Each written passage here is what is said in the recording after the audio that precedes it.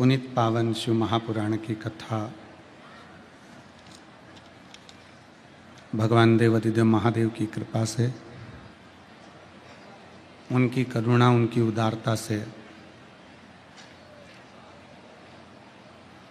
माँ गंगा की पवित्र गोद में बाबा देवाधिदेव महादेव की करुणा से, उनकी कृपा से ये पवित्र पावन शिव कथा सतुआ बाबा जी की पवित्र गौशाला में बाबा विश्वनाथ जी की साक्षी में श्री काल भैरव जी की सुरक्षा में ये पवित्र पावन कथा आयोजित की गई है। कथा मंडप में विराजमान व्यासपीठ के मध्य शोभा बढ़ा रहे परम पूज्य श्री श्री 1008 महामंडलेश्वर श्री संतोष दास जी सतुआ बाबा जी, एक बार जोरदार ताली बजाकर उनका स्वागत, वंदन, अभिनंदन। जिन्होंने इस पवित्र कथा का लाभ आप और हमको काशी की पवित्र भूमि पर दिया।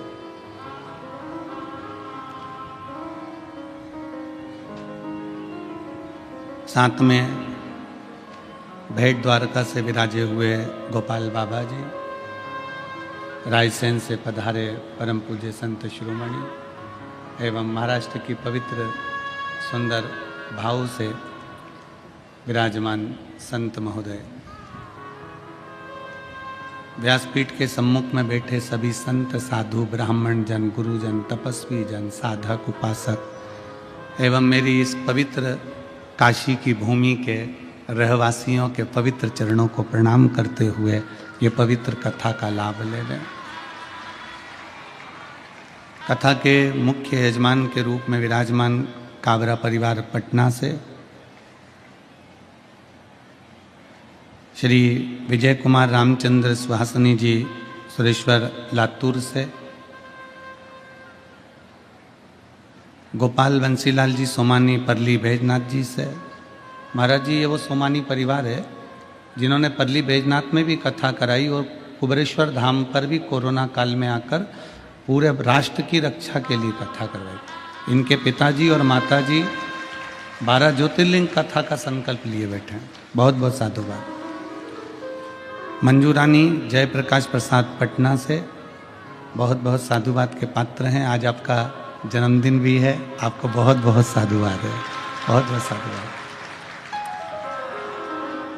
गोपाल शंकर लाल जी सोनी देवास से बहुत बहुत साधुवाद है, जो कथा के यजमान पद आपने ग्रहण किया।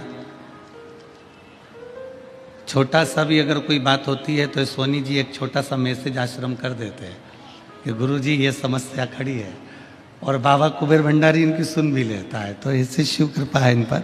दिनेश गणपति जी काबरा परिवार एरंडोल से काबरा परिवार यहाँ आया नहीं है, पर प्रत्येक ज्योतिर्लिंग में जो कथा हो रही है काबरा परिवार ने ऐसा संकल्प लिया है कि हम पहुँचे ना पहुँचे पर यजमान पद उनका प्रत्येक कथा में रहेगा। ऐसा एरंडोल का काबरा परिवार बहुत बहुत साधुवाद।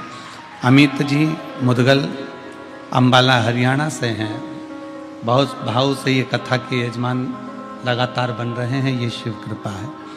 अमित जी मुदगल। मिथिलेश कुमार मिश्रा धनबाद से हैं, बहुत बहुत साधुवाद के पात्र हैं, जो बाबा ने आपको काशी में यजमान पद दिया। मनोज कुमार, अनीता देवी रेणुकुट सोनभद्र से हैं, बहुत बहुत साधुवाद के पात्र हैं, जो वाराणसी की इस पवित्र कथा में आप यजमान बने। जगत जयराम सिंह मुंबई से हैं, बाबा की कृपा से आप पुनः यजमान पद ग्रहण करे हैं।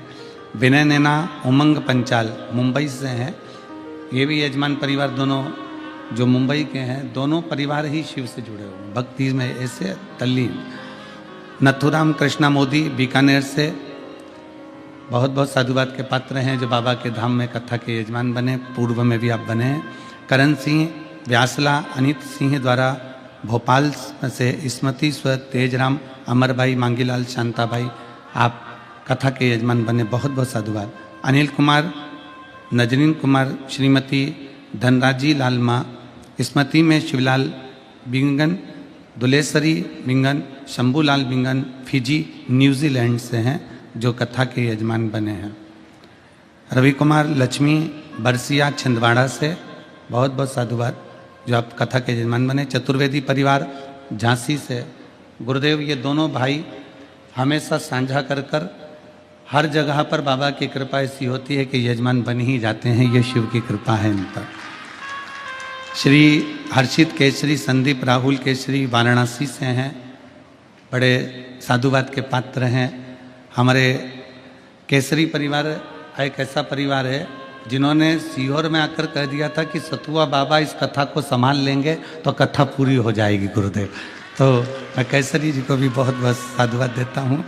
और संजय जी महेश्वरी वाराणसी से हैं, उनको भी बहुत बहुत साधुवाद देता हूँ जो यजमान बने। एक बार सभी यजमानों के लिए जोरदार ताली बजाकर साधुवाद। बाबा की कृपा, और तेरी कृपा बिना ना हिले एक भी अणु, लेते हैं श्वास तेरी कृपा से तनु तनु, बखान क्या करूं मैं राखों के ढेर का, चपटी भभूत में खजाना हुए का। हे गंगाधार मुक्ति द्वार ओंकार बोले ओंकार, आयो शरण तिहार शंभु तार तार। ये बाबा देवादिदेव महादेव की कृपा करुणा, उनकी उदारता, उनकी दया, जो आप और हम सब मिलकर भगवान शिव की पवित्र कथा का लाभ ले रहे हैं।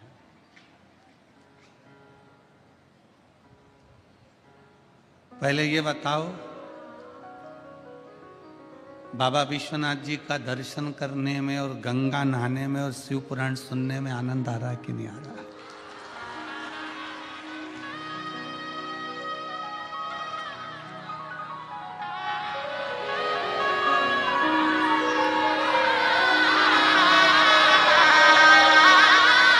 शिव कृपा।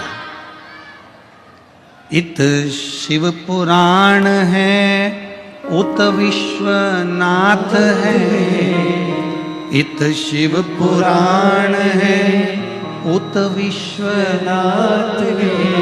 और बीच में गंगा बहे धीरे धीरे, बीच में गंगा बहे धीरे।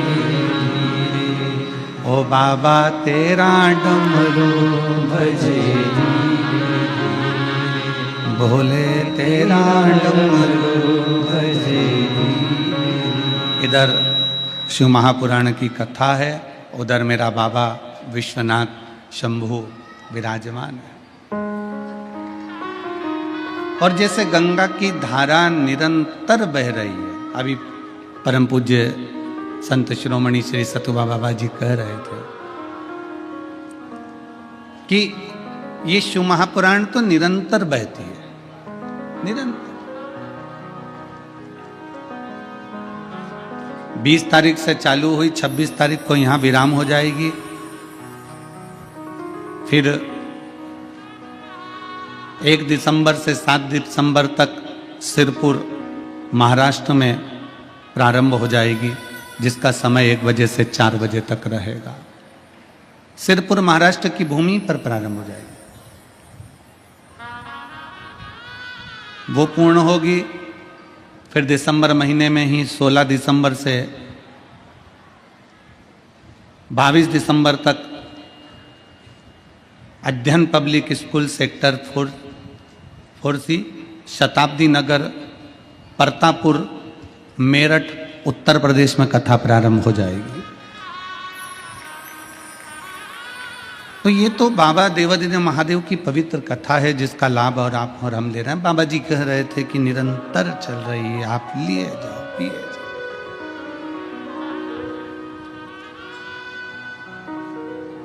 अब गंगा जी बह रही हैं, मां गंगा बह रही हैं, अब मर्जी तुम्हारी है कि तुम डुबकी लगाओ कि ना लगाओ।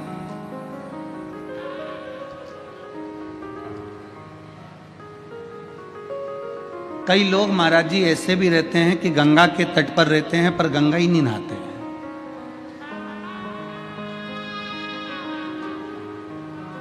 रोज शाम के समय अपनी पत्नी के साथ जाएंगे, भ्रमण करेंगे, घूमेंगे फिरेंगे, गंगा जी के घाट पे फोटो भी खिंचाएंगे, सब कुछ।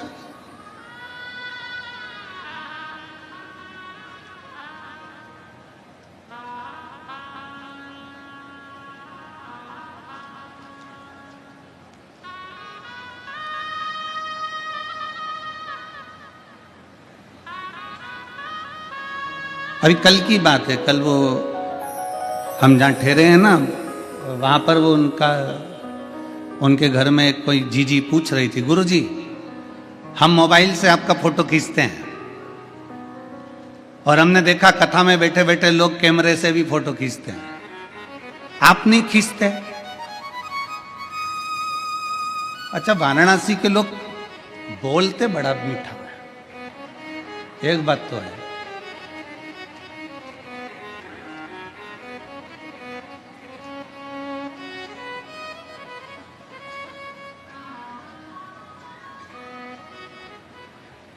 उन्होंने कहा गुरुजी हम आपका फोटो खींचते हैं, कई लोग मोबाइल से खींचते हैं, कई लोग कैमरे से खींचते हैं, आप नहीं खींचते? हमने कहा हम भी खींचते हैं। तुम मोबाइल से खींचते हो, कैमरे से फोटो खींचते हो, हम शिव महापुराण के माध्यम से तुम्हें खींचते हैं।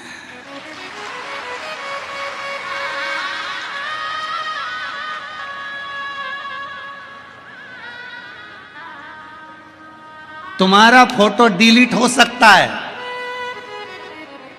पर ये शिव पुराण की कथा में जो एक बार आकर बैठ गया और उसका दिल खींच कर आ गया, तो कभी डिलीट नहीं हो सकता। बाबा के पास ही जाता है, वो डिलीट ही नहीं होता।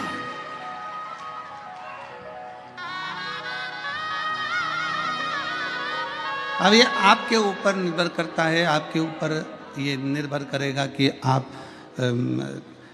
मोबाइल से खींच रहे हो, वो अपनी जगह पर है, कैमरे से खींच रहे हो, वो अपनी जगह पर है। पर मैं तो ये मेरा बाबा, मेरा शंभू, थोड़ा आवाज़ पकड़ रहा है, खींच के बोलना पड़ रहा है। मेरा बाबा, मेरा शंभू, मेरा त्रिकालदर्शी कैलाशी की कथा स्वयं खींचती है। मेरे बाबा की कथा स्वयं खींचती है, यहाँ कोई दूसरा खींचने वाला नहीं है। बस केवल दिल से, हृदय से शिव तत्व को जो भज लेता है,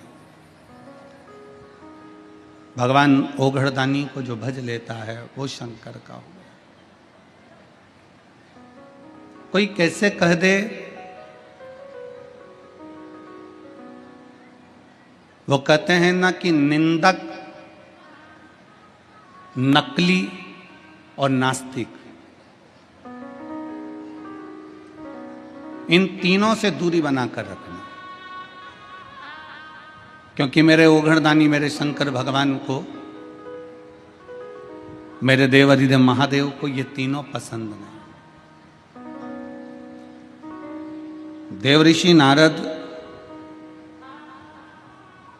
जब काम पर विजय प्राप्त कर लेते हैं, शिव महापुराण की कथा कहती है,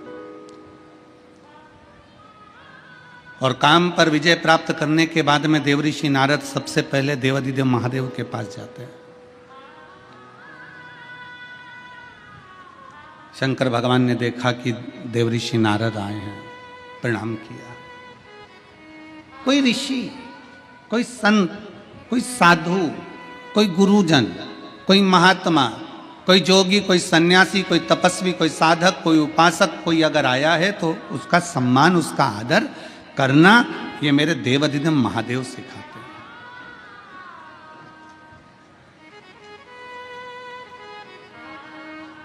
ये मेरे शिव सिखाते हैं। पूरी शिव महापुराण की कथा को उठाकर देख लीजिए, पूरे शंकर के चरित्र को उठाकर देख लीजिए। 24,000 श्लोक की ये शिव महापुराण की कथा, 12 संहिताओं में 12 खंडों में बटी हुई ये शिव महापुराण की कथा। पूरी कथा में किसी भी देवी या किसी भी देवता की कहीं निंदा नहीं।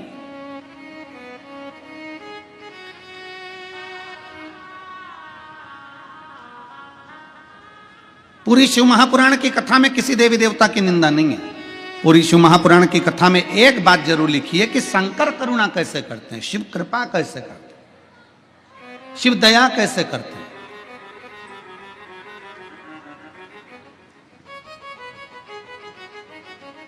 भगवान को प्रिय नहीं है निंदक, भगवान को प्रिय नहीं है नकली, भगवान को प्रिय नहीं है नास्तिक। शिव को प्रिय नहीं है ये तीनों प्रिय नहीं है। ना निंदक प्रिय है, ना नकली प्रिय है, ना नास्तिक प्रिय है। शंकर की प्रियता ही नहीं।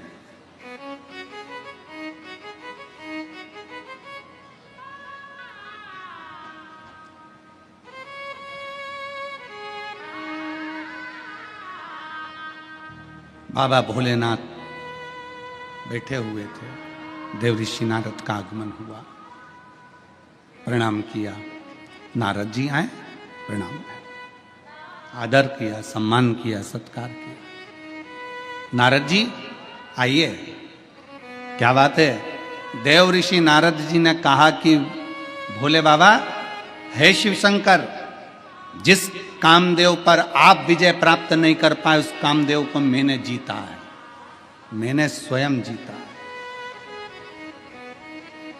भगवान शंकर सिंहासन से उठे और भगवान शिव सिंहासन से उठकर अपने गले की रुद्राक्ष की माला मेरे देवादिदेव महादेव ने निकाली और देवऋषि नारद के गले में डाल दी। देवऋषि नारद के गले में डाली।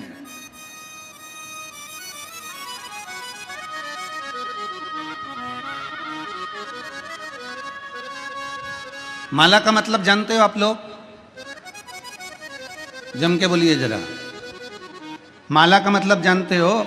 कोई संत, कोई गुरु, कोई मंदिर, कोई देवालय, कोई शिवालय, कोई महात्मा, कोई सन्यासी, कोई तपस्वी, कोई साधक, कोई उपासक जब भगवान के गले की माला उतार कर तुम्हारे गले में डाल रहा है, कोई संत अपने गले की माला निकाल कर तुम्हारे गले में डाल रहा है, कोई तपस्वी अपने गले की माला निकाल कर तुम्हारे गले में डाल रहा है, कोई साधक, कोई उपासक अपने गले की माला निकाल कर अगर तुम्हारे गले में डाल रहा है तो उसका मतलब क्या है? क्या मतलब है उसका? उसका मतलब ये नहीं है कि वो तुम्हारा सम्मान कर रहा है। उसका मतलब ये नहीं है कि तुम बहुत पैसे वाले हो, धनपति हो, करोड़पति हो, या तुमने कोई अच्छा कार्य किया है तो तुम्हें माला अपने गले की उतार कर डाल रहा है। ना ना ना, माला अगर भगवान के गले की माला तुम्हारे गले में आ रही है उसका मतलब ये है कि मेरे परमात्मा के हृदय में जो चित्त वृत्ति में जो राम नाम, कृष्ण नाम, शिव नाम भरा हुआ है, जैसे ही तेरे गले में पहुंचे तो हृदय से वो तेरे भीतर प्रवेश कर जाए और तू भी उस राम नाम, कृष्ण नाम, शिव नाम में डूब जाए। किसी संत, किसी साधु, किसी तपस्वी, किसी साधक, किसी उपासक, किसी महात्मा के गले की माला तुम्हारे गले में अगर आती है तो वो माला डलते से ही तुम्हारे जब हृदय से आकर टच होती है तो जो संत के हृदय में जो राम, जो कृष्ण, जो शिव बैठा हुआ है, जो संत के हृदय में, जो महात्मा के हृदय में जो उसने तप साधना करी है, राम की करी, दत्त की करी, शिव की करी, कृष्ण की करी, उसके हृदय में जितनी उसने माला जपी है, जो राम, कृष्ण, शिव उसके दिल में बैठा है, उस राम, कृष्ण, शिव का दर्शन जैसे ही तुम्हारे गले में माला पहुंचे तो तुम्हारे हृदय में वो राम, कृष्ण, शिव बैठे और तुम भी भगवान का दर्शन कर सको जैसे वो संत ने दर्शन किया। उसका साक्षीकरण कराने के लिए ये माला का दान प्रदान।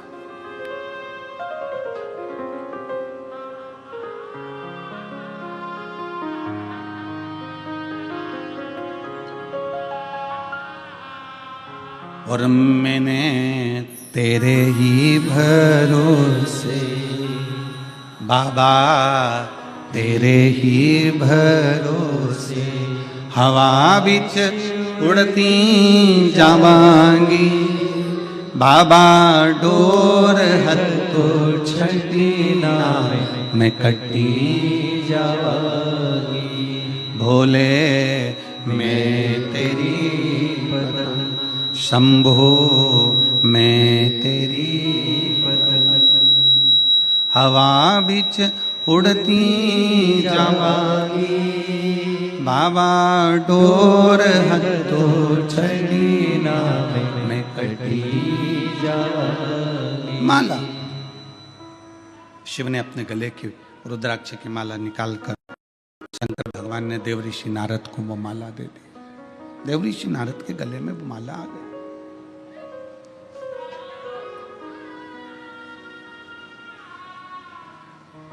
भीतर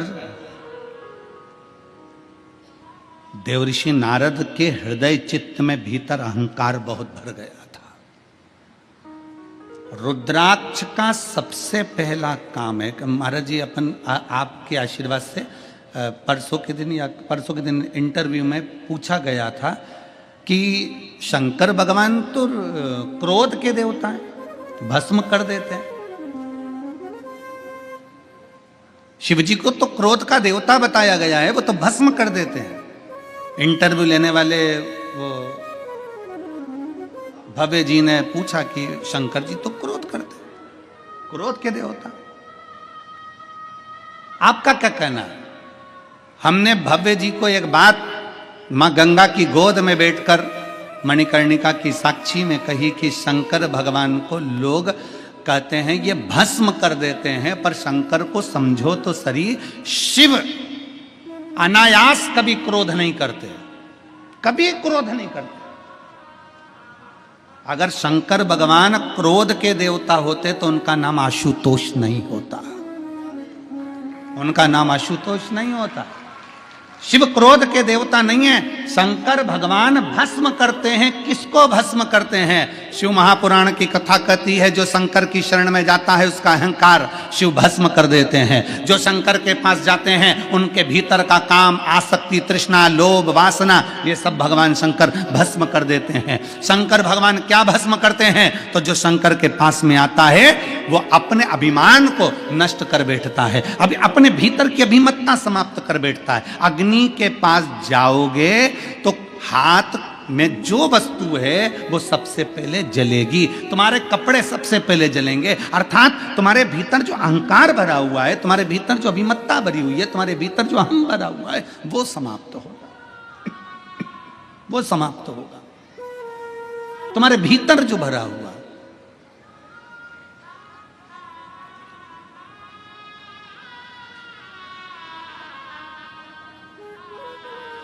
तीन चीजें हैं। आज काशी की पवित्र भूमि पर कथा सुन रहे हो, जितने आस्था चैनल पर कथा सुन रहे हैं, जितने फेसबुक यूट्यूब पर कथा सुन रहे हो, और जितने इस पवित्र प्रांगण में बैठकर लाखों की संख्या में बैठकर कथा को श्रवण कर रहे हैं। और निवेदन करूंगा, कल एक पत्र था कि गुरुजी आप केवल पंडाल वालों का बोल रहे हो, हम घाट के उस पार बैठकर कथा सुन रहे हैं, हमारा नहीं बोल रहे हो। तो जितने लोग घाट के उस पार मणिकर्णिका पर बैठकर या विश्वनाथ के पवित्र घाटों पर बैठकर उस पार गंगा के माइक से कथा को श्रवण कर रहे हैं, वो भी ध्यान से सुनना। तीन चीजें मेरे शंकर भगवान के दरवाजे पर पहुंच कर देखिए। पहला, शंकर के मंदिर की चौखट जैसे ही पार करते हो, जैसे ही आपने शंकर के मंदिर की चौखट पार करी, समझ लो मंदिर के अंदर जैसे ही प्रवेश करा, वैसे ही चौखट को पार करते ही तुम्हारे जीवन की खटपट समाप्त हो जाती है।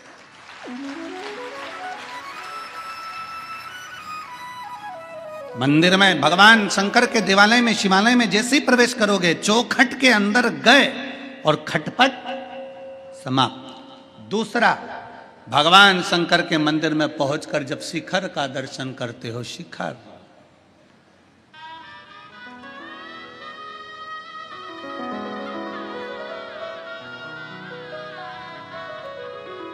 शिखर किसको कहते हैं? बोलिए, जम के बोलिए। जो बनता गया है, पत्थर का बनते बनते बनते बनते ऊपर तक गया, वो शिखर है। ऊपर एक मंदिर की प्राण प्रतिष्ठा जब होती है तो उस पे तांबे का, पीतल का, सोने का, चांदी का, हीरे का, जवाहरत का, जिसका भी एक कलश चढ़ता है। मंदिर की कीमत अगर 100 करोड़ रुपए है मंदिर की कीमत। अगर मंदिर की बनवाई, उस मंदिर की पूरे पत्थर की कारीगरी या मंदिर की बनवाई 100, 200, 500 करोड़ रुपए अगर लग गई है, पूरे मंदिर की कीमत आंक लीजिए। पूरे मंदिर में अगर 50 लाख रुपए लगे हैं, 25 लाख रुपए लगे हैं, 40 लाख रुपए लगे हैं, उसके ऊपर जो शिखर चढ़ता है तांबे का, पीतल का, जो भी शिखर चढ़ाते हो, ईमानदारी से बोलना, वो 50 लाख का आता है क्या? जम के बोलो जरा। नहीं। वो 2 करोड़ का आता है क्या? नहीं। 10 करोड़ का आता है क्या? नहीं। मंदिर को बनाने में तुम्हारे 10 लाख लग गए, मंदिर को बनाने में तुम्हारे 50 लाख लग गए, मंदिर को बनाने में तुम्हारे 100 करोड़ लग गए, पर उसके ऊपर जो तांबे का, पीतल का शिखर चढ़ रहा है, उसकी कीमत ज्यादा से ज्यादा 10, 20, 25, 50, 1 लाख रुपए होगी, इससे ज्यादा नहीं होगी। मंदिर की कीमत ज्यादा है पर शिखर की कीमत कम है। फिर भी मेरे भोले बाबा ने यह प्रेरणा दी है कि मंदिर भले 100 करोड़ का होगा, पर शिखर अगर 10 का भी है तो कीमत उसकी प्रथम है, क्योंकि छोटे को लेकर ऊपर बढ़ना, छोटे को लेकर ऊपर बढ़ना।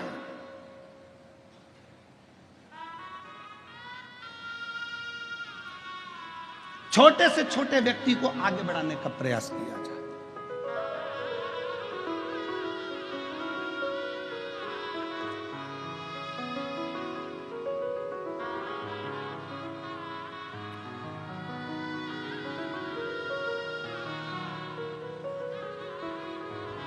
तुम्हारे घर में शादी हुई है? किन किन के घर में शादियां हुई हैं बताओ? छोरा की छोरी की, रिश्तेदार की, देवर की, देवरान, जो भी हो, ननद आदि, किसी की शादी तो हुई है।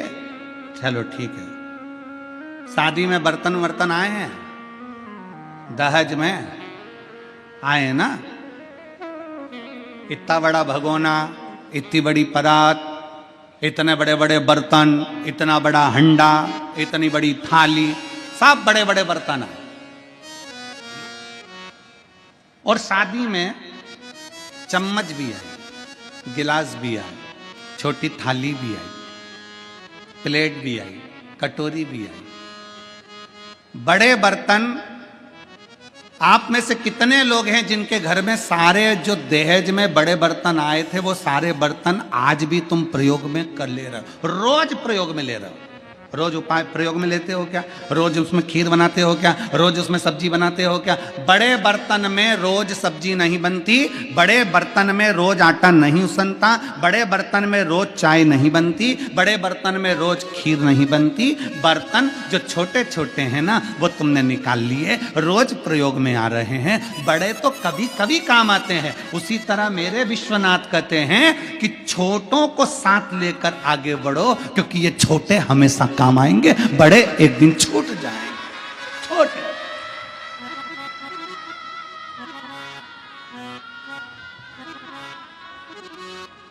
बाबा जी,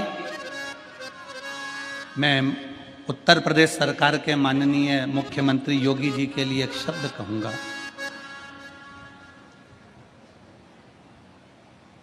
जब कावड़ की यात्रा निकलती है उत्तर प्रदेश की धरा पर, तो माननीय मुख्यमंत्री योगी जी, उत्तर प्रदेश सरकार के माननीय मुख्यमंत्री जी, एक एक सब्जी के ठेले वाले तक का ध्यान रखकर कहते हैं कि इनके ठेले चलते रहें, इनका सामान बिकता रहे, इसलिए सनातन धर्म आगे बढ़ता रहे, उसकी ध्यान रखकर चलते। मैं उत्तर प्रदेश सरकार के माननीय मुख्यमंत्री योगी जी को यह साधुवाद दूंगा कि छोटे से छोटे व्यक्ति का भी ध्यान रखते रखते रखते रखते आगे बढ़ते हैं। छोटे से छोटे। और शिव तत्व इसी को कहते हैं, भगवान शंकर का तत्व इसी को कहते हैं, मेरे उघड़दानी का तत्व इसी को कहते हैं, जो छोटे पर भी ध्यान दिया जाए, एक कमजोर से कमजोर व्यक्ति का भी ध्यान दिया जाए।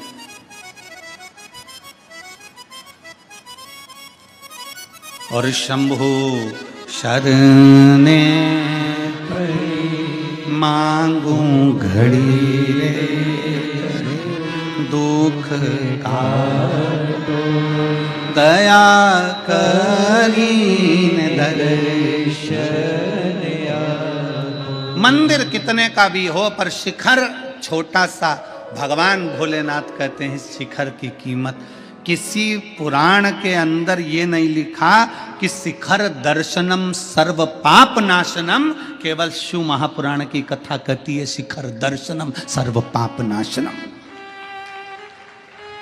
शिखर का दर्शन अगर कर लिया, और उस पुराण के शब्द, शिव महापुराण के शब्दों को दुनिया के लोगों ने पकड़ा कि मंदिर नहीं जा सकते तो शिखर का दर्शन कर लीजिए, मंदिर नहीं पहुंच सकते तो शिखर का दीदार कर लीजिए, दर्शन कर लीजिए। शिखर का दर्शन हो गया तो तुम्हारे सारे पाप अपने आप नष्ट हो जाते हैं।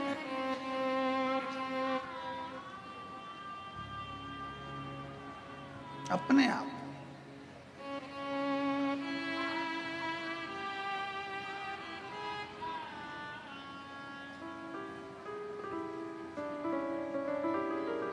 कितना अंतर है देखिए जरा।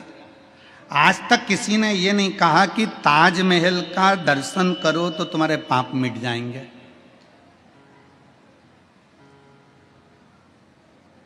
और तुम में से किसी के मिटे हो तो हमें बता देना। कोई ने आज तक नहीं कहा कि ताजमहल का दर्शन करो तो पाप मिट जाएंगे। क्यों? क्योंकि अंतर है। दुनिया के लोग ताजमहल देखने जाते हैं, दर्शन के लिए नहीं। देखने और दर्शन में अंतर है। देखने के लिए लोग ताजमहल जाते हैं और दर्शन के लिए लोग विश्वनाथ आते हैं। अब दोनों में अंतर क्या है? ताजमहल देखने से काम जागता है।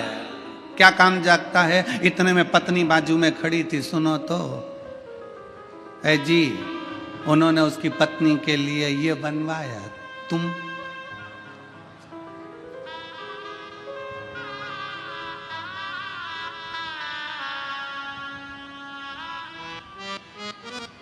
देखने से काम जागृत हो गया। और विश्वनाथ की नगरी में आइए, यहां काम नहीं जागेगा। एक बार पत्नी का हाथ पकड़कर मणिकर्णिका के घाट पर ले जाके बिठा दो, दूसरी बार कहेगी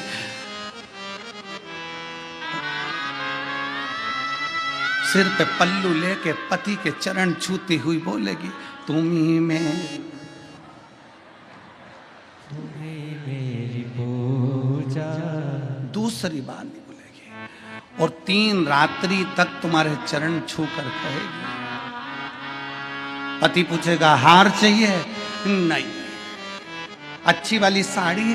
क्या करूंगी, 4 व्हीलर गाड़ी पे चमकदार कपड़ों में लपेट के राम नाम सत्य बोलते बोलते आ रहा है, साड़ी का क्या करूंगी, क्या करूंगी।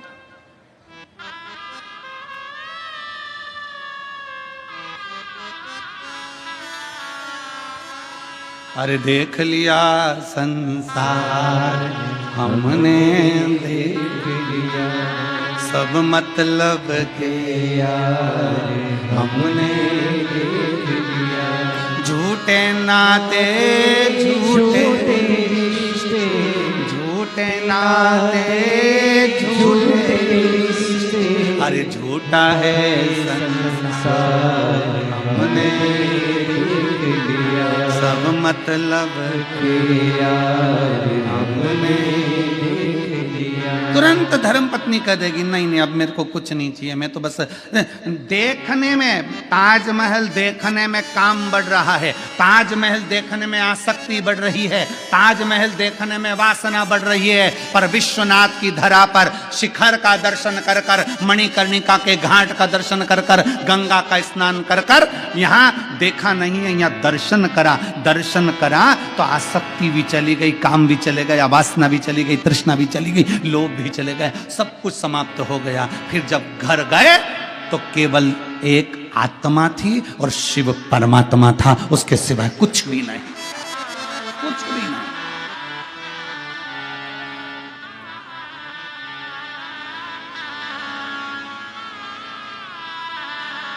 केवल आत्मा और परमात्मा। देवर्षि नारद के गले में माला पिनाई भगवान शंकर ने, अपने रुद्राक्ष की माला। पर देवर्षि नारद के अंदर अहंकार इतना भरा हुआ था कि माला अच्छी नहीं लग रही थी।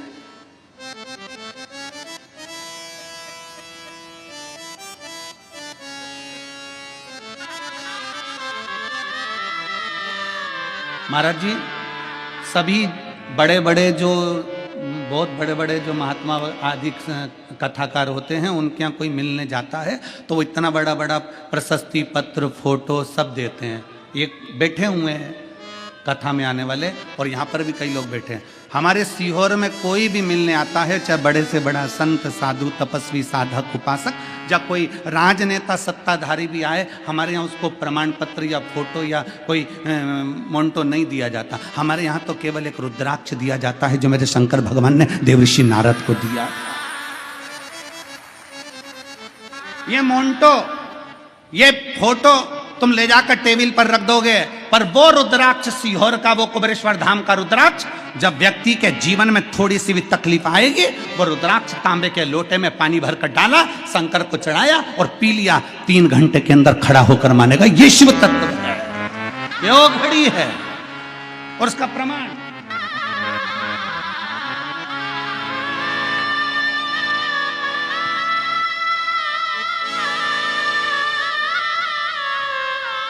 मैं सविता तिवारी, पति रमेश तिवारी, वाराणसी क्षेत्र की रहने वाली हूँ। पहले दीदी आपको नमन, और इसमें आपकी चांदी की थाली नहीं है। जो आपने चांदी की थाली भेजी थी वो कार्यकर्ताओं के पास प्राप्त हो गई है, आपको धन्यवाद, जो आपने भोग लगाने के लिए भेजी थी। मैं सविता तिवारी, पति रमेश तिवारी, वाराणसी क्षेत्र की रहने वाली हूँ। गुरुदेव बाबा का मैं क्या बखान करूँ, मेरे पास शब्द नहीं है। गुरुदेव कहीं बैठी हैं तो हाथ हिला सकती हैं, अगर कहीं बैठी हो। सविता तिवारी, रमेश तिवारी, वाराणसी क्षेत्र के रहवासी, कहीं बैठे हो तो एक बेलपत्री लेने के लिए आ सकते हैं। 1 लोटे जल का मैं क्या वर्णन करूं गुरुदेव। मार्च 2022 में मेरे बच्चेदानी में डॉक्टरों ने गठान बताई। आप लोग एलईडी पर, आस्था चैनल पर पत्र को पढ़ सकते हो। 2022 मार्च के महीने में बच्चेदानी में डॉक्टर ने गठान बताई, जिसका मैंने 5 महीना दवा खाई, लेकिन दवाई का कोई प्रभाव नहीं पड़ा, जिसके कारण मुझे ऑपरेशन कराना पड़ा। गुरुदेव ऑपरेशन के 6 महीने बाद पुनः दर्द शुरू हुआ और दोबारा डॉक्टर को दिखाया तो डॉक्टर ने कैंसर बताया। डॉक्टर ने कैंसर बताया। कैंसर का सुनते ही मैं डर गई, अब मेरे बच्चों का क्या होगा, सोच में पड़ी। गुरुदेव कथा तो मैं सुनती थी, लेकिन विश्वास नहीं था। लिखने वाली ने जो सत्य होता है मेरे भोले बाबा को, वो ही प्रिय होता है। एक बार इसके लिए धन्यवाद लिखो, ताली बजाओ कि उसने लिखा तो सत्य लिखा। गुरुदेव कथा तो मैं सुनती थी, पत्र में आप पढ़ रहे हैं, कथा तो मैं सुनती थी, लेकिन मेरा विश्वास नहीं था कि 1 लोटे जल से ये सब संभव होगा। क्या ये सब संभव हो सकता है 1 लोटे जल से?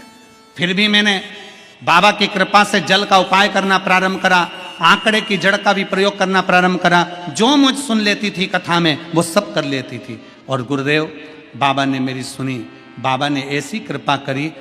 मेरे को जब कैंसर निकला, कैंसर निकलने के बाद मेरी दूसरी जांच कराने के लिए वापिस लेकर गए। मैं बाबा का जल पीती, बेलपत्र खाती, बाबा को नमन करती, और बाबा की ऐसी कृपा हो गई कि बाबा के द्वारा मेरा दूसरी बार जब जांच कराई जाई तो ऐसा चमत्कार किया कि कैंसर तो निकला ही नहीं, और बाबा की कृपा से मेरा कैंसर नहीं था, पर मुझे एक बीमारी बता दी जिसका नाम था हेपेटाइटिस बी निकला। गुरुदेव डॉक्टर ने मुझे आजीवन दवा खाने का बोला। गुरुदेव फिर भी मैं बहुत चिंतित थी, क्योंकि कीटाणु 63,000 हो चुके थे।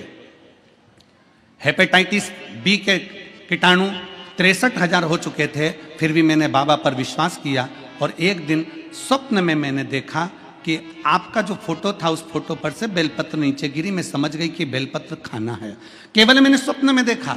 गुरुदेव आपका फोटो पर से बेलपत्र गिरते हुए देखा, और मैंने तुरंत बेलपत्र खाना प्रारंभ कर दी। और बेलपत्र खाते खाते बाबा की ऐसी कृपा हो गई, नवंबर 2024 में मेरी वापस जांच हुई, और बाबा की कृपा से मेरी जो हेपेटाइटिस की बीमारी थी वो भी समाप्त हो गई। आज बाबा की कृपा से ना मुझे कैंसर है ना हेपेटाइटिस है, मेरे बाबा ने मुझे अच्छा कर दिया। इसलिए मैं बाबा को यहाँ प्रणाम करने के लिए आई हूँ। एक लाइन अच्छी लिखी है, आप और हम गुनगुनाते हैं। खाली ना जाता कोई दर से तुम्हारे, खाली ना जाता कोई दर से तुम्हारे मैं भी खड़ी हूँ नन्ही बाहें पसारे, अपने हृदय से लगा लो गिरा जा रहा हूँ उठा लो। मैं सविता तिवारी, पति रमेश तिवारी, वाराणसी क्षेत्र की रहने वाली हूँ। शिव तत्व है ये, उघड़ी है शंभु।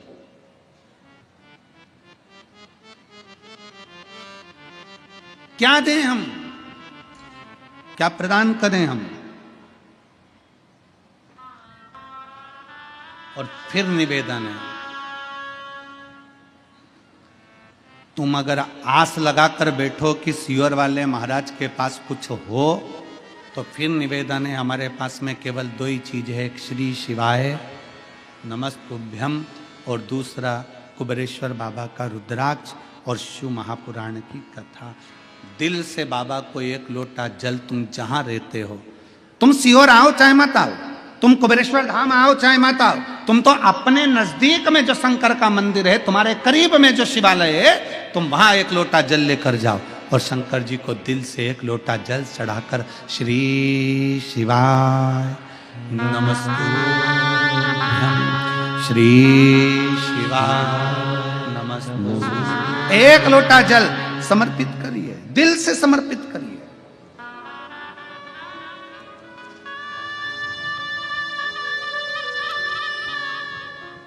दिल से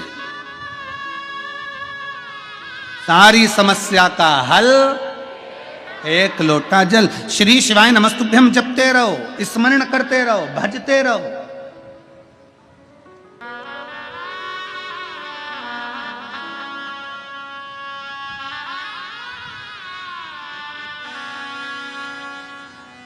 एक न्यू मार्केट में भोपाल में एक बंगाली चाट वाला है महाराज जी, बंगाली चाट वाला।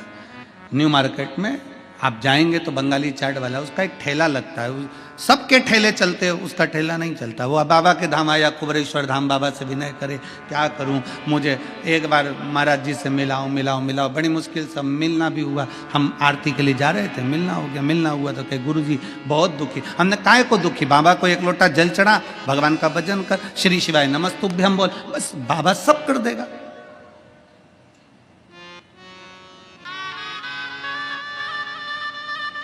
हमने कहा, फिरोजाबाद की कथा में हमने कहा था कि अपने दरवाजों पर, अपनी गाड़ी पर, अपनी दुकान पर श्री शिवाय नमस्तुभ्यम लिख दे, उसके भरोसे छोड़।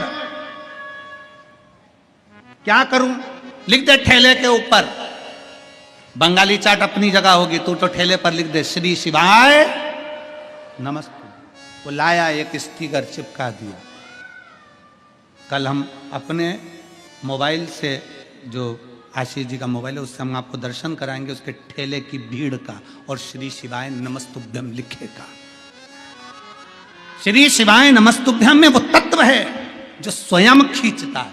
फिर निवेदन है, आप मोबाइल से फोटो खींचते हो, आप कैमरे से फोटो खींचते हो, मेरे शंकर की कथा और शंकर का नाम आपको खींच कर लाता है। उसी तरह श्री शिवाय नमस्तुभ्यम आपको ऊपर की ओर ले जाता है, उन्नति।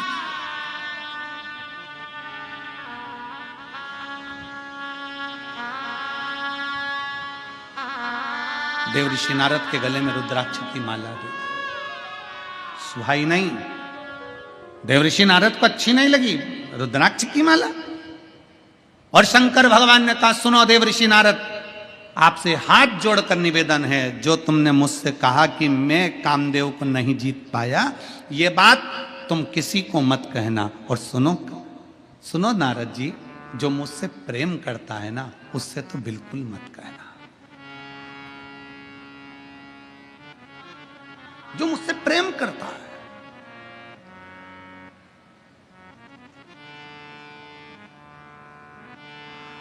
राम जी शिव जी से प्रेम करते हैं, शिव जी जम के बोलो राम जी से प्रेम करते हैं। नारायण शंकर भगवान से प्रेम करते हैं, शंकर भगवान नारायण से प्रेम करते हैं, कृष्ण शिव से प्रेम करते हैं, शिव कृष्ण से प्रेम करते हैं।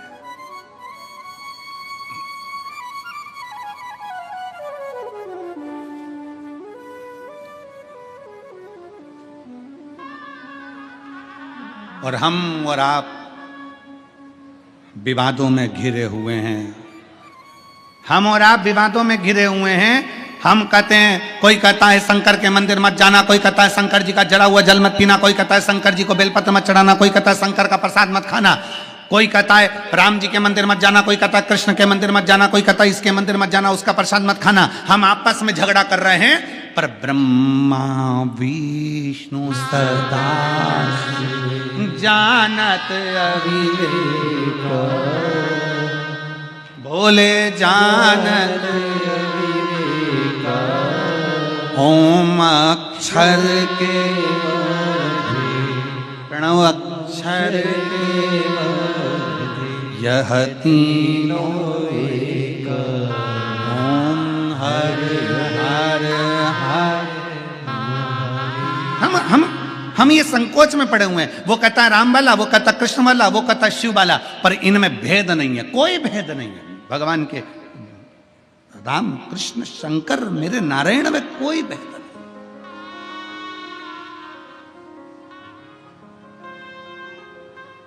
कितनी सुंदर बात भगवान शंकर करें, जो मुझे चाहे ना उससे जाकर ये मत कह देना तू निंदा मत करना।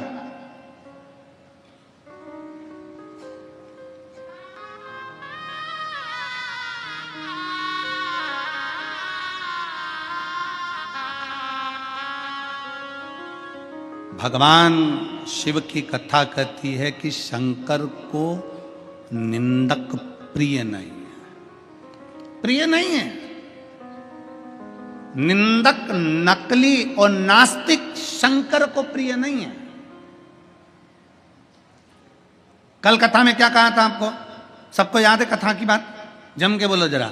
कल कथा में कहा था कि शंकर भगवान को एक बूंद दूध चढ़ाओ, एक चम्मच दूध चढ़ाओ, पर असली चढ़ाओ, देसी गाय का चढ़ाओ, नकली मत चढ़ाओ। सुना था कि नहीं सुना था? जम के बोलो जरा।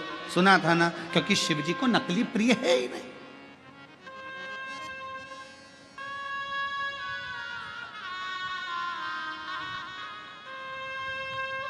शिव की प्रियता नकलीपन में नहीं, शंकर को असली असली बहुत कठिन है।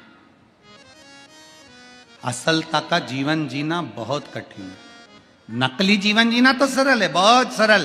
कर्जे में लदालू हो गए, पैसा नहीं है, और दुनिया के आगे विचार करो कि हम तो बस मुस्कुराते हुए दिखें, ऐसे दिखे वैसे दिखें, करोड़ों का धन है। ना ना, असलीता का जीवन जियो। हमारे पास नहीं है ना, नहीं है, फिर भी हम खुश हैं, ये मेरे बाबा की कृपा है।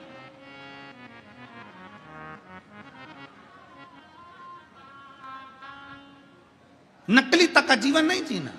अब नकली तक का जीवन जीने से मालूम पड़े शादी होना है, बता दिया साहब हमारी लड़की सिलाई भी जानती है, बुनाई भी जानती है, कढ़ाई भी जानती है, और भोजन बनाना भी जानती है, और साहब हमारा लड़का इतना बढ़िया लड़का वहाँ जॉब कर रहा है, और वहाँ है, ऐसा है वैसा है। जो सत्य है वो सत्य है।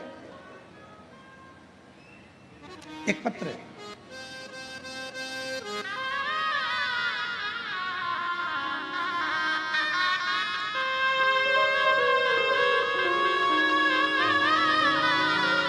उर्मिला सोनार, नेपाल की रहने वाली हूं।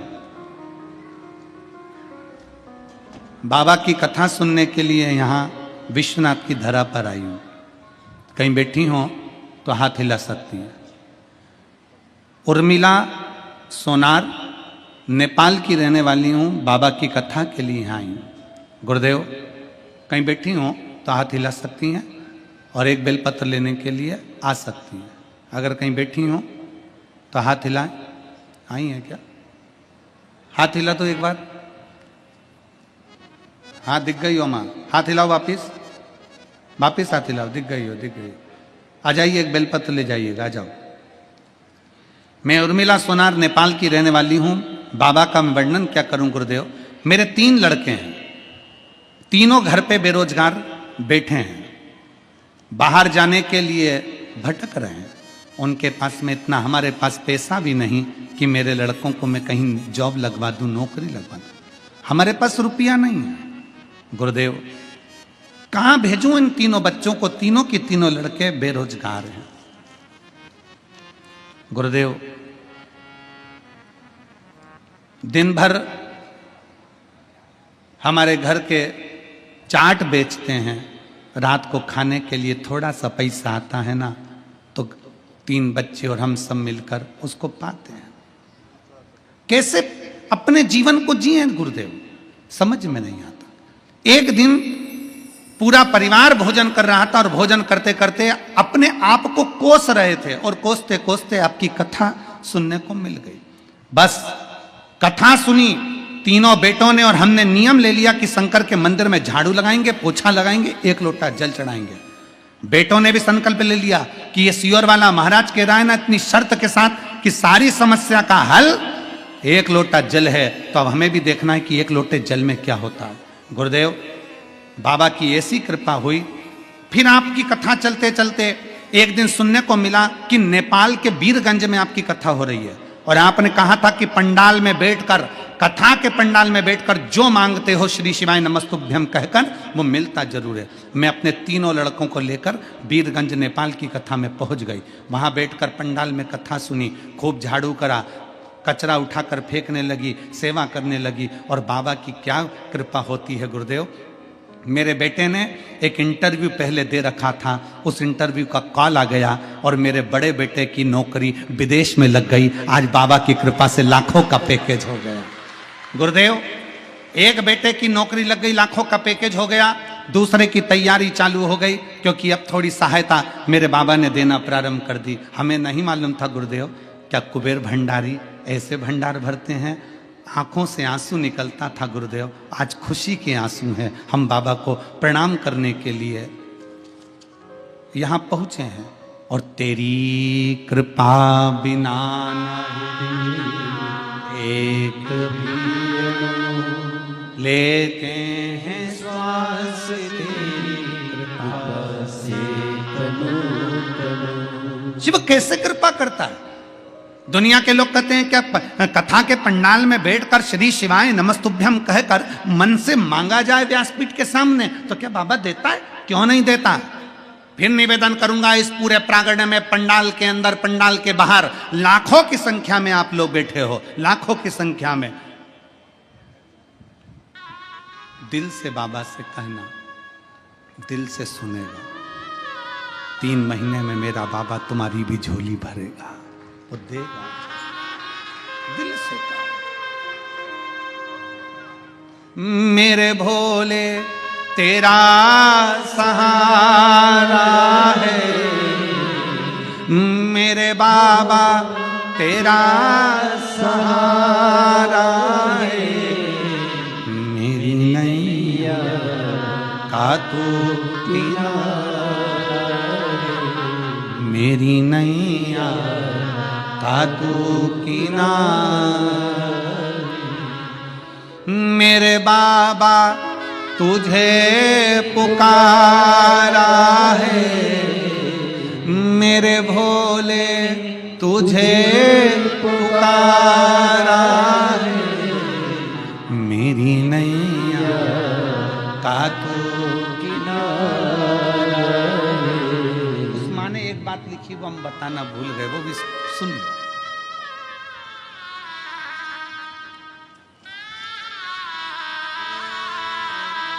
गुरुदेव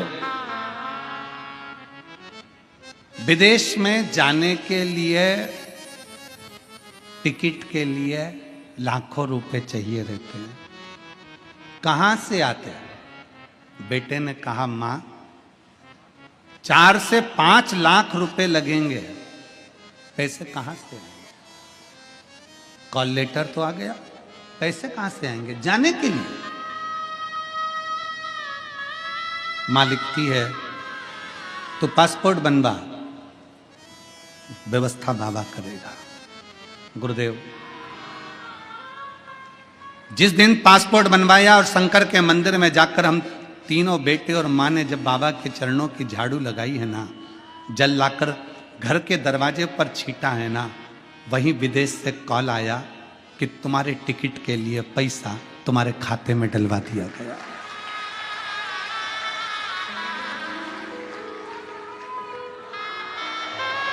पैसा खाते में डलवा दिया गया।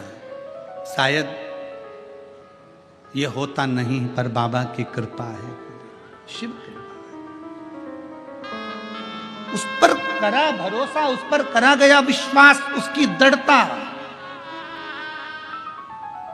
उसका भरोसा टूटता नहीं। किसके आश्रित होकर जी रहे हो? दुनिया के लोग कहते हैं हम तुम्हारे सहारे, हम तुम्हारे सहारे। हम कई बार सतुआ बाबा जी से हमने कई बार चलते चलते बाबा जी से कहा आपके आशीर्वाद से ये सब कथा, तो बाबा जी तुरंत कह देते नहीं नहीं नहीं, ये विश्वनाथ करा रहे हैं और विश्वनाथ करने वाले हैं और विश्वनाथ ही करेंगे। इसमें कोई दूसरा नहीं कर सकता। इसमें विश्वनाथ करने वाले, विश्वनाथ कराने वाले और विश्वनाथ ही कर रहे हैं। आ जाइए।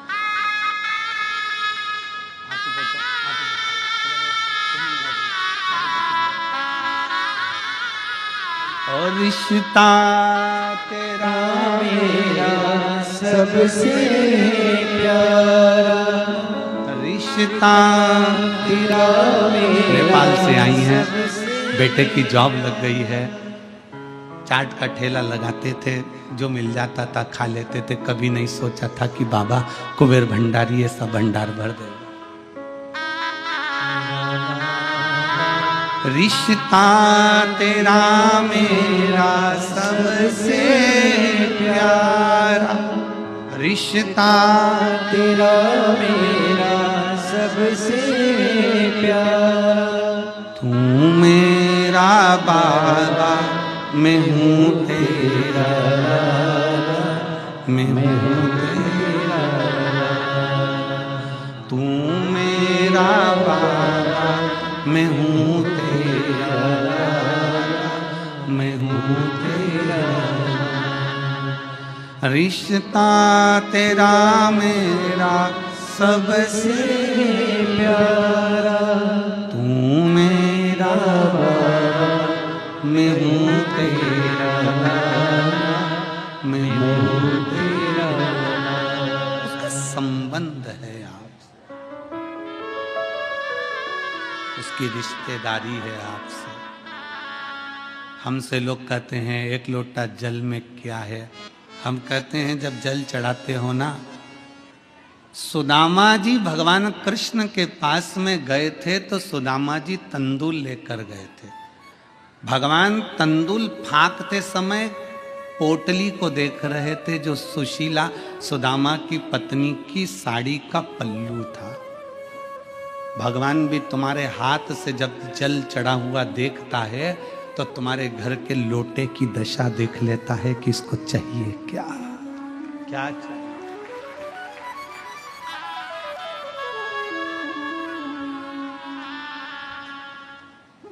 संबंध शिव से है। पहले दिन कथा में कहा था, कथा सुनने के लिए आप कहीं नहीं आए हो, कथा सुनने के लिए अपने बाप के घर आए हो, अपने पिता के घर, अपने बाप के घर आए हो। कौन सी बेटी है इसमें से जिसके पिताजी उसको देकर नहीं भेजते? ऐसी जगत में कोई बेटी नहीं, ऐसा जगत में कोई बेटा नहीं। बेटा अपने पिता को कुछ दे चाहे नहीं दे, पर बेटा कहता है कि पापा हम काशी जा रहे हैं, पापा हम हरिद्वार जा रहे हैं, पापा हम घूमने जा रहे हैं। तो घर से जब बच्चे निकलते हैं तो हम बूढ़े माँ बाप के पास कुछ नहीं हो तो भी 10 रुपए तो हाथ में पकड़ाई देते हैं, ले ये लेकर जाना, ये शॉल ले जा, ठंड लगेगी ओढ़ लेना, ले ये तकिया ले जा, ले ये चादर ले जा, बेटा ओढ़ लेना ठंड पड़ेगी। घर के बुजुर्ग देकर भेजते हैं। घर की बेटी जब मायके से जाती है तो उसको देकर भेजा जाता है। कुछ भी देंगे, पल्लू में झोली में थोड़ा सा खोचा डाल देंगे, थोड़ा सा चावल डाल देंगे, पर देकर भेजते हैं। उसी तरह पिता के घर में कथा सुनने के लिए आए हो तो मेरा विश्वनाथ भी इस पंडाल से खाली नहीं भेजेगा, तुम्हें देकर भेजेगा। परमात्मा से दूर करता है। जिस दिन हमने अहंकार का त्याग कर दिया, अभिमान का त्याग कर दिया, उस दिन ये समझ लेना कि परमात्मा हमारे करीब में आ गया। शिव के करीब में आने का सबसे सुंदर तरीका है अपनी अभिमतता का त्याग कर दो, अपने अहंकार का त्याग कर दो।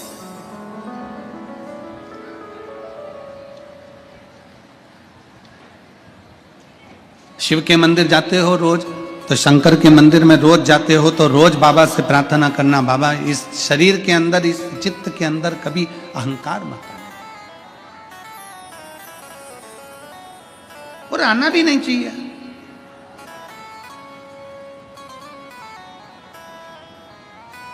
इस शरीर में जो चीज अंदर जाता है उसको त्यागना ही पड़ता है।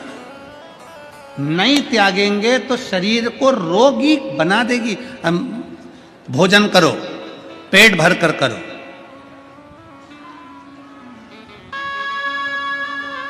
खूब पेट भर कर खा लो, खूब पेट भर करो। 2-4 दिन, 5 दिन, 2 दिन तुम पेट में ही रहने दो, जाओ मत। नहीं, मैं त्याग ही नहीं करूंगी, मैंने तो खाया, त्याग नहीं करूंगी। जो खाया है उसका त्याग करना पड़ेगा। त्याग नहीं करोगे तो बीमार पड़ोगे। बोलो सही है कि गलत है? पानी पी लिया, दूध पी लिया, चाय पी ली, कोल्ड ड्रिंक पी लिया, कोई सामग्री तुमने दूध आदि पी लिया, जल पी लिया, पानी पी लिया, पानी तुम पेट भर कर पी लो और उसको अपने पेट में रख लो। बाद में तुम त्याग मत करो 1-2 दिन तक। बोलो बीमार पड़ोगे कि नहीं पड़ोगे? जम के बोलो जरा, पड़ोगे ना। भोजन किया उसका त्याग करना पड़ेगा, जो भीतर गया है उसको त्यागना पड़ेगा। पानी पिया उसको भी त्यागना पड़ेगा। इस शरीर में रख नहीं सकते। जब भोजन अंदर गया है, भोजन का त्याग किया है, पानी अंदर गया तो पानी का त्याग किया है। त्याग नहीं करोगे तो बीमारी हो जाएगी। उसी तरह अगर अभिमान अंदर गया है तो उसका भी त्याग करो, नहीं तो ये मन को बीमार कर देगा। ये मन को बीमार, अभिमान को बाहर निकालना पड़ेगा, अहंकार को बाहर करना पड़ेगा। देवऋषि नारद नहीं कर पाए। देवऋषि नारद के अंदर अभिमत्ता जागृत रही। देवऋषि नारद के अंदर अभिमत्ता थी। उन्होंने, भगवान शंकर ने कहा कि तुम जो मुझे चाहते हैं तुम उनसे मत कह देना, इस निंदा को मत कर देना, तुम ये मत कह देना कि शंकर भगवान कामदेव को जीत नहीं पाए और मैंने जीता है। और भगवान ने मार्गदर्शन दे दिया था कि तुम कहना मती, क्योंकि भगवान जानते थे कि ये देवऋषि नारद भगवान नारायण के पास जाकर कहेगा और नारायण मुझे बहुत प्रेम करते हैं, उनसे ये निंदा सुनते नहीं बनेगी और वो रुष्ट हो सकते हैं। ये निंदा उनसे सुनते नहीं बनेगी। देवऋषि नारद बाहर निकले, रुद्राक्ष की गले से माला निकाली, गले में से रुद्राक्ष की माला निकाली और देवऋषि नारद ने उठाकर जमीन पर उस रुद्राक्ष की माला को पटक दिया। जमीन पर। अगर देवऋषि नारद को यह मालूम पड़ता कि ये माला कोई साधारण नहीं है, ये भगवान भोलेनाथ ने अपने गले से निकालकर नारद तेरे गले में पहनाई है, ये कोई साधारण नहीं है, कोई संत, कोई साधु, कोई गुरुजन, कोई तपस्वी जन, कोई साधक, कोई उपासक अपने गले की माला अगर आपको दे रहा है तो ये माला साधारण नहीं है। उसने दिए, उसको हृदय से लगाओ, मस्तक से लगाओ, फिर विसर्जन करिए उसको। आप फेंकिए नहीं उसको, चित्त के हृदय लाओ।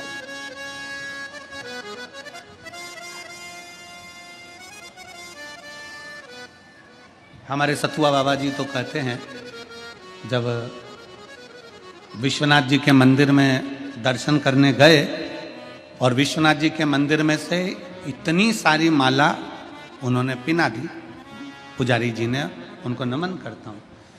खूब सारी माला उन्होंने, जितनी देर अभिषेक चलता रहा उतनी देर वो माला पहनाते, खूब सारी माला बाबा जी को भी पहनाई, हमको भी पहनाई।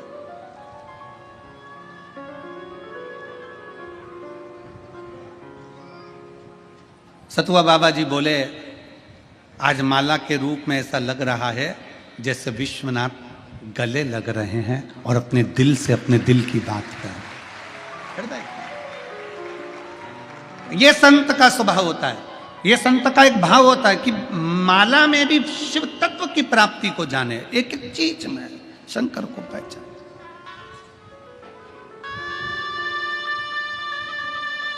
और मेरे भोले तेरा सहारा, हम हर चीज में शंकर को पहचानने का प्रयास करें। देव ऋषि नारद ने रुद्राक्ष की माला को उतारकर जमीन पर फेंक दिया, चल दिए। सामने से नंदी आ रहे थे, नंदी ने देखा कि बाबा के गले की रुद्राक्ष की माला जमीन पर पड़ी है, जमीन पर।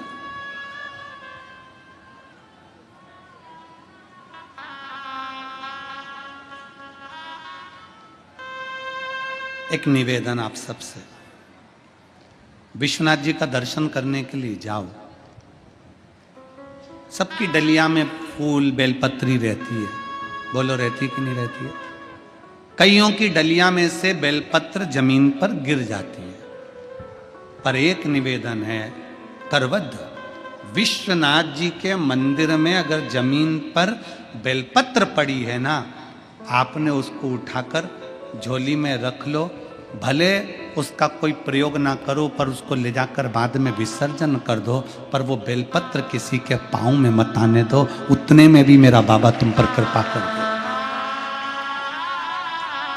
उतने में भी मेरा बाबा तुम पर कृपा कर देगा। वो बेलपत्री जो पांव में आ रही है, जो बेलपत्री जमीन पर पड़ी हुई है, हिलने में, जाने में, धक्का में, मुक्की में, दौड़ने में, हो सकता है लाइन में लगने में पॉलिथीन से, डलिया में से बेलपत्र जमीन पर गिर जाए, क्योंकि ये बेलपत्र साधारण नहीं होती, ये बेलपत्र मेरे शंकर का एक स्वरूप है, मेरी पार्वती का एक स्वरूप है। इस बेलपत्र को उठा लो, बाद में भले विसर्जन कर दो, शर्म मत करो कि लोग क्या कहेंगे बेलपत्र उठा रहा है, लोग क्या कहेंगे बेलपत्र उठा रहा है। अरे भैया, जब किसी का पड़ा हुआ मोबाइल 80,000 का मिल जाता है तो तुरंत उठा लेते हो, किसी की पड़ी हुई चेन मिल जाती है तुरंत उठा लेते हो। तो ये मोबाइल 80,000 का होगा, चेन 1 लाख की होगी, पर जो बेलपत्र जमीन पर पड़ी है तुमने अगर उठाकर अपने पल्लू में रख ली है और बाद में उसका अगर विसर्जन कर दिया है तो तुम्हारी झोली करोड़ों में जरूर भराएगी, ये निश्चित था। एक बेलपत्र जमीन पर ना गिरे, उसका स्मरण रहे, पड़ी है उठा लो, बाद में देखो, बाद में विसर्जन कर देंगे। थोड़ा अपने को सुधरना पड़ेगा, हम सुधरेंगे, जम के बोलो जरा, युग सुधरेगा, हम बदलेंगे। गायत्री परिवार वाले बोलते हैं ना, हम बदलेंगे युग बदलेगा, हम बदलेंगे युग बदलेगा। कब बदलोगे? जम के बोलो, आज से। मंदिर जाओगे दर्शन करने के लिए, बेलपत्री जमीन पे पड़ी है, अपने पल्लू साथ में उसमें रखते जाओ, बाद में आओ विसर्जन कर दो, कोई बात।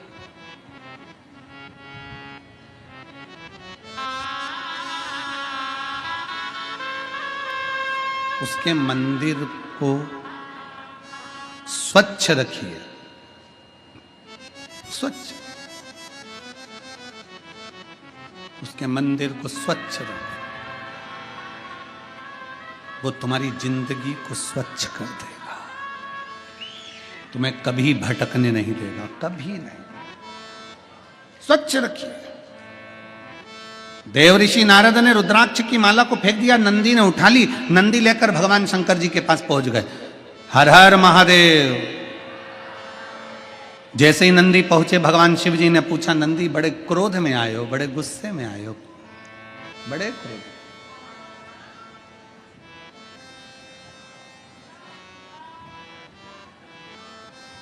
बहुत गुस्सा है नंदी तुम। इतना क्रोध,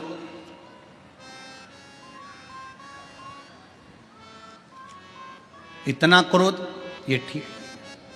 क्यों इतना क्रोध कर रहे हो? इतना गुस्सा किस लिए?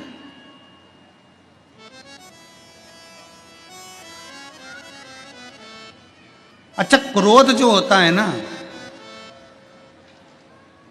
सबसे ज्यादा अकल किसमें होती है? बोलो, जल्दी बोलो, उत्तर दो। सबसे ज्यादा अकल किसमें होती है? सबसे ज्यादा अकल क्रोध में होती है। किस में होती है? क्रोध में। क्यों? क्रोध हमेशा कमजोर व्यक्ति पर आता है, कभी बोल्ड पर नहीं आता है। किसी दमदार व्यक्ति पर कभी क्रोध नहीं आएगा। क्रोध हमेशा कमजोर पर आएगा, जो तुम्हारी सुन लेगा। इसलिए क्रोध में अकल बहुत होती है। वो भिड़ता ही नहीं कभी बलवान से। तुम खुद देख लो, तुम्हारे घर में तुम देखो, पति को अगर क्रोध आता है, बहुत तेज क्रोध आ गया, तो वो बच्चों को कूट देता है, सबको अपशब्द कह देता है, मम्मी पर भी चिल्ला चोट कर देता है, पापा पर भी चिल्ला चोट कर देता है, पर चंद्र घंटा पे मान लो वो खड़ी है ना, वो बाजू में तुम्हारी पत्नी, और तुम्हें गुस्सा आ रहा है, तुम बोल के बताओ, तुम एक सुनाओगे, वो चार।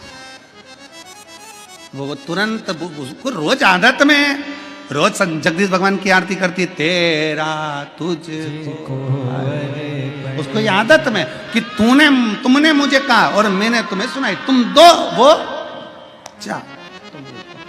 वो बोले ही नहीं उससे, वो सबको कूट दे, मार दे, चिल्ला चोट कर दे, सब कुछ कर दे, पर वो उस पे ना।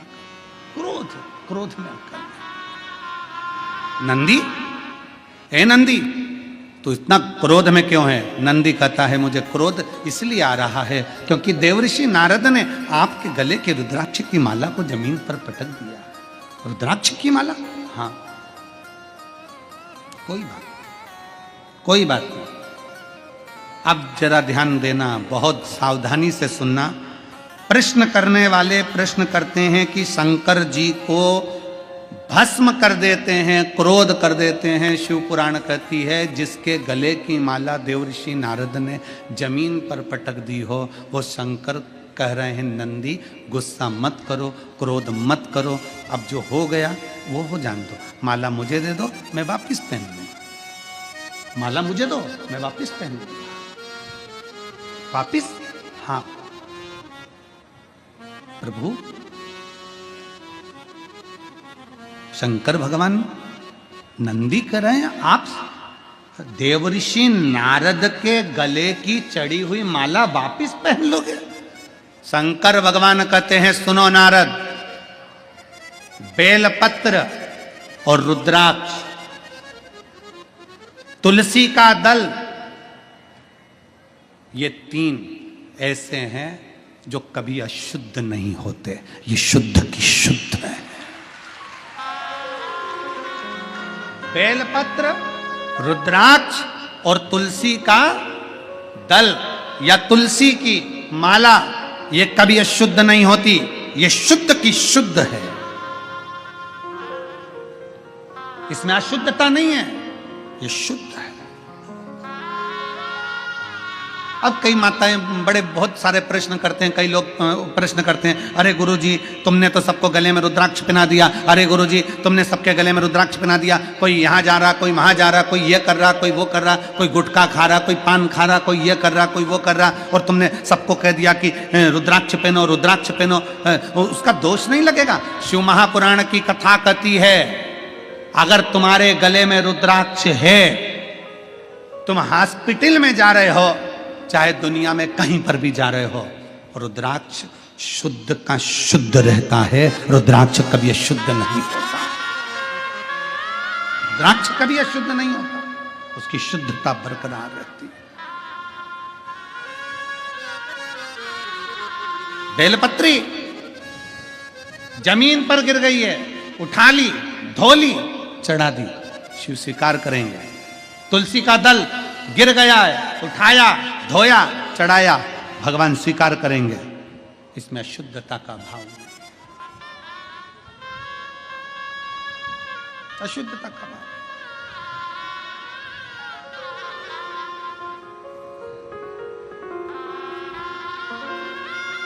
कई लोग कहते हैं गिरा हुआ क्या भगवान को चढ़ा सकते हो? अरे महाराज जी कहां कहां की बात सुनाते हो, गिरा हुआ क्या भगवान को चढ़ा सकते हो? शिव महापुराण की कथा कहती है जो गिरा वो तो ठीक है, इंसान भी तो कभी कभी ऐसा कर्म कर जाता है कि गिर जाता है तो भी तो भगवान स्वीकार करता है, तो भी तो भगवान स्वीकार करता है।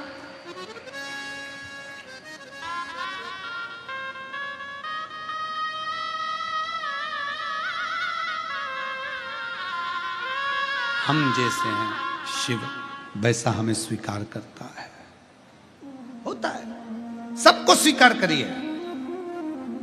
अभी हमारे ये केसरी जी और ये सब पूरी टीम समिति की भोजन भंडारा चला रही होगी, भंडारा चल रहा होगा तो भंडारे में मिर्ची भी आती होगी, हरी मिर्ची। कहाँ है केसरी जी, कहाँ है? मिर्ची वगैरह ला रहे हो कि ना ला रहे हो? ला रहे हो ना? है?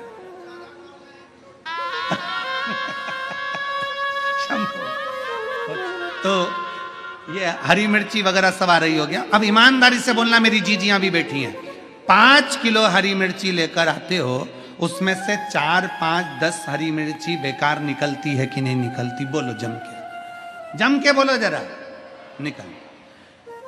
25 किलो आलू लेकर आए, उसमें 2-5 आलू बेकार निकलते हैं कि नहीं निकलते? बोलो बोलो जम के बोलो जरा, निकलते, ठीक है। बैंक से नोट की गड्डी लेकर आए, उसमें 1-2 नोट बेकार फटेले निकलते हैं कि नहीं निकलते? नोट की गड्डी में 2 नोट फटे निकल जाते हैं। आलू 25 किलो में 5-4 आलू बेकार निकल जाते हैं, सड़े निकल जाते हैं। 10 किलो मिर्ची में 2-5 मिर्ची सड़ी निकल जाती है। 2-4 किलो टमाटर में 1-2 टमाटर सड़े निकल जाते हैं। तो ईमानदारी से बोलो, तुम वो स्वीकार करते हो कि नहीं करते कि हम आ गए, ठीक है, गड्डी आ गई, ठीक है, अब आ गए ना, स्वीकार करा ना तुमने। उसी तरह शिव महापुराण की कथा कहती है 25 किलो आलू में से 5 आलू सड़े निकल गए, उसको तुमने स्वीकार करा। 10 किलो टमाटर में से 2 टमाटर बेकार निकल गए, तुमने उसको स्वीकार करा। 10 किलो मिर्ची में से 4-5 मिर्ची बेकार निकल गई, तुमने उसको स्वीकार करा। नोट की गड्डी में फटे नोट आ गए, तुमने उसको स्वीकार करा। तो हमारे घर में भी 2-4 लोग ऐसे रहेंगे जो भगवान को नहीं मानेंगे, भजन नहीं करेंगे, अपशब्द कहेंगे, ताने देंगे, तुम उनको भी स्वीकार करो। ये शिव पुराण का,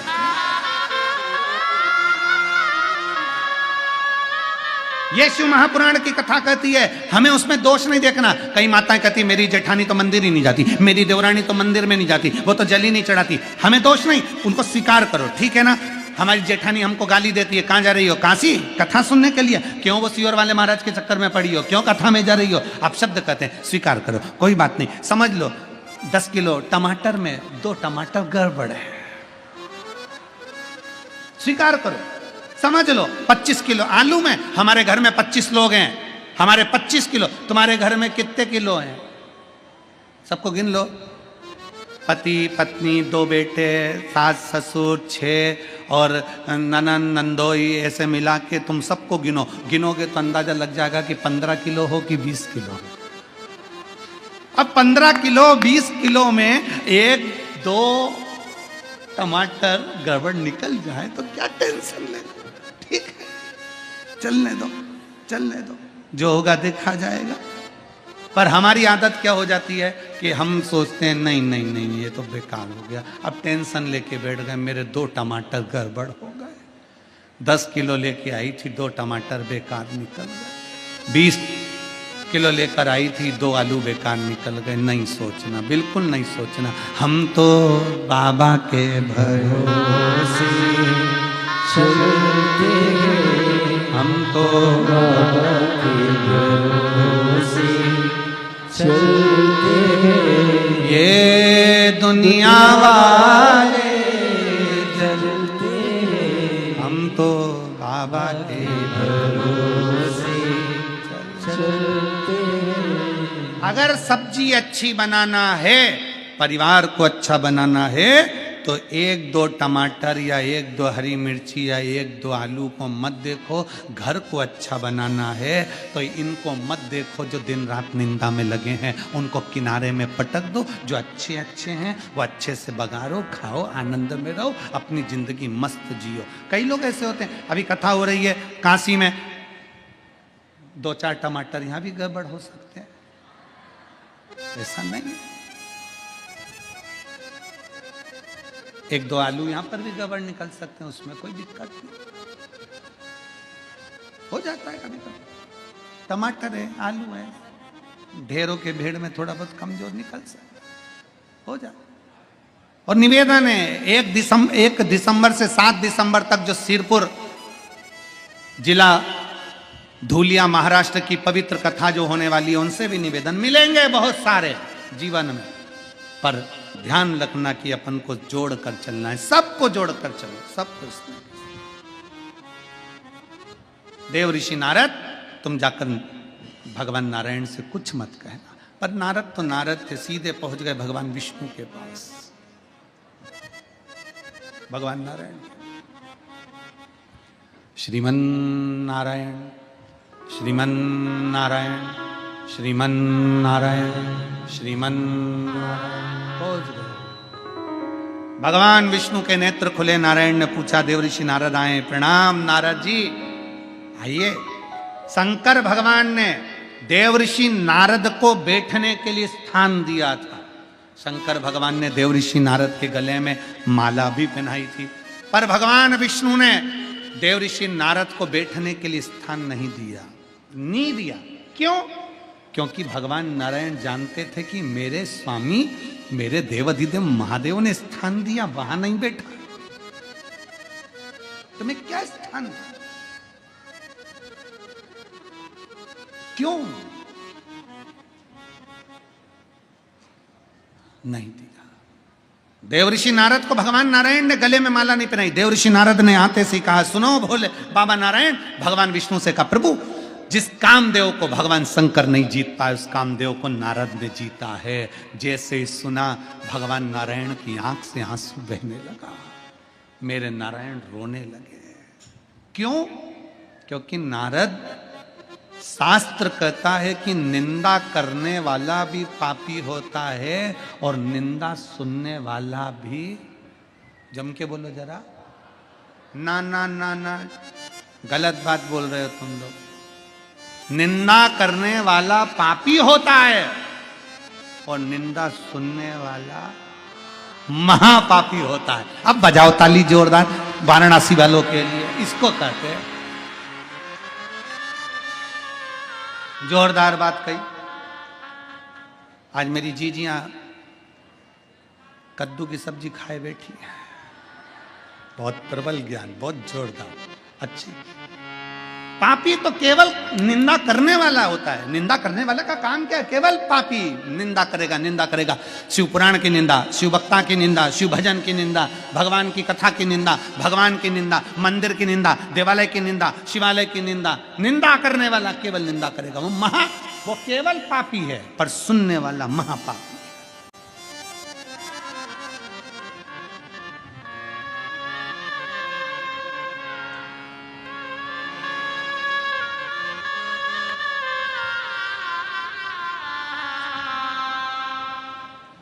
अयोध्या में राम जी बैठे थे, तुमको खुशी हुई कि नहीं हुई? अरे जम के तो बोलो जरा,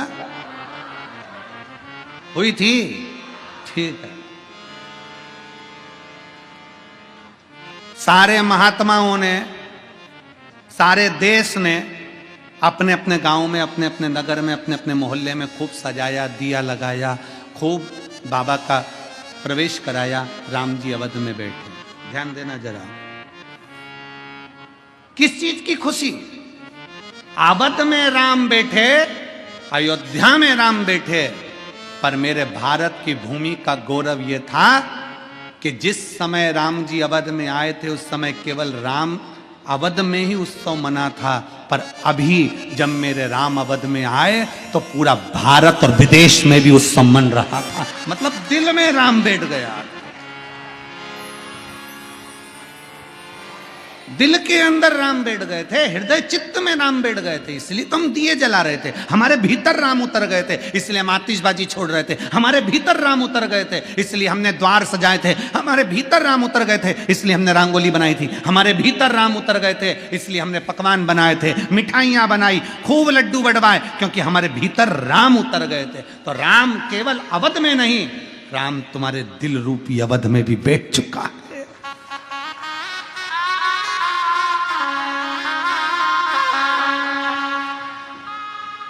राम तुम्हारे हृदय चित्त में बैठ चुका। नारायण, भगवान नारायण को लगा यहां नारद जी ने निंदा कर दी और मैंने सुन ली। भगवान विष्णु के आंखों से आंसू बहने लगा। अरे नारद, तूने मुझे निंदा कर दी, मुझे? कानों को मेरे नारायण ने बंद कर लिया। लक्ष्मी जी ने पूछा, प्रभु तुम रो क्यों रहे हो? नारद जी ने ऐसा क्या कह दिया जो तुम रो पड़े? भगवान विष्णु ने कहा, नारद जी बोल रहे हैं पार्वती लक्ष्मी कि कामदेव को शंकर नहीं जीत पाए, मैंने जीत लिया। शंकर की निंदा मैंने सुन ली लक्ष्मी, मैंने सुन ली। तो लक्ष्मी कहती है इससे होगा क्या? भगवान नारायण कहते हैं, सुन लक्ष्मी, नारद ने शंकर जी की निंदा करी इसलिए इसका बंदर का मुंह लगेगा, और मैंने शंकर की निंदा सुनी इसलिए मुझे घोड़े का मुंह लगेगा, मेरा हयग्रीव अवतार होगा। निंदा सुनी है मैंने भगवान शंकर की निंदा सुनी इसलिए मेरा सिर कट जाएगा और घोड़े का मुंह लगेगा, क्योंकि मैंने निंदा सुनी है। और इस देवर्षि नारद ने निंदा करी है इसलिए इसको बंदर का मुख लगेगा। रामचरितमानस में आता है, नारद जी स्वयंवर में पहुंचते हैं और वहां बंदर का मुख लगे हुए बैठ जाते हैं। क्यों बंदर का मुख लगा? लोग कहते हैं नारद जी का विवाह नहीं होने देना था, ऐसा होना था। नहीं नहीं, नारद जी ने शंकर की निंदा कर दी थी इसलिए बंदर का मुख लगना था। शिव महापुराण की कथा कहती है, शिव की निंदा करने वाला, शिव की निंदा सुनने वाला एक बार नहीं कई बार पशुओं का जन्म लेता है और आखिरी में जन्म ले लेकर थक जाता है। तब किसी शिवालय में, किसी देवालय में वहाँ के स्वान बनकर जन्म लेकर वहाँ का चढ़ा हुआ जल और दूध चाट लेता है। तब उस स्वान की योनि से छूटकर फिर परमात्मा की शरणागति में कोई अच्छा जीव बनकर आता है। निंदा शंकर को प्रिय नहीं है। शिव निंदा से परे, निंदा से दूर। अगर तुम्हारे पास कोई आए, शिव महापुराण की निंदा करे, शंकर की निंदा करे, शिव भक्त की निंदा करे, शिव वक्ता की निंदा करे, शिव की उपासना की निंदा करे, उसी समय वहां से उठकर चल दो। ए भैया चुप बैठ, मैं नहीं सुनूंगी। तेरे मुंह से एक आवाज मत निकालना, हर हर महादेव, वहां से चल दो। कोई निंदा करे भगवान की, वहां से चल दो। शंकर की कोई निंदा करे, राम की कोई निंदा करे, कृष्ण की कोई निंदा करे, वहां से चल दो। निंदा नहीं सुनना, निंदा।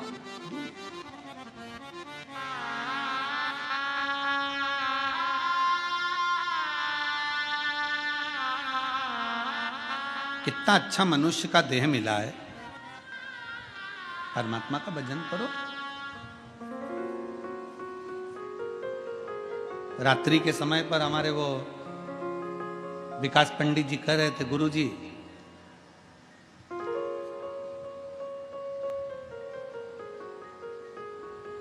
भगवान दिखते नहीं है तो सुनते तो हैं। हमने कहा पहले के समय में फोन चलता था, आज के समय में मोबाइल चलता है, तो इसमें तो वीडियो कॉल हो जाती है। पहले के समय में जो फोन चलता था उसमें वीडियो दिखता था क्या?